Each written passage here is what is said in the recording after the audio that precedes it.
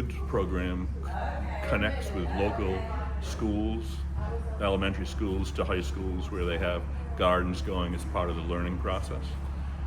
And in the past, we have donated soils on demand at some times. Now, in the last year or so, Coast of Maine have developed a program where the schools contact Coast of Maine directly. They're referred to us.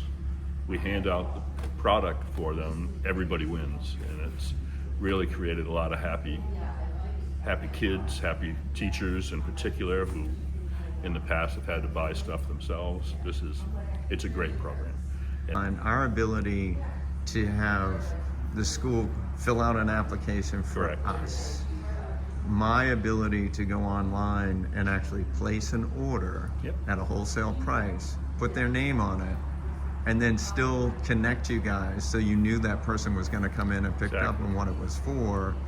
That's a template that we're hoping we can do with other chains and other It's a groups. template for success because the spirit of community involvement is huge. And they always bring in a little folder with pictures, and the kids sign it, and we get cards with thank yous.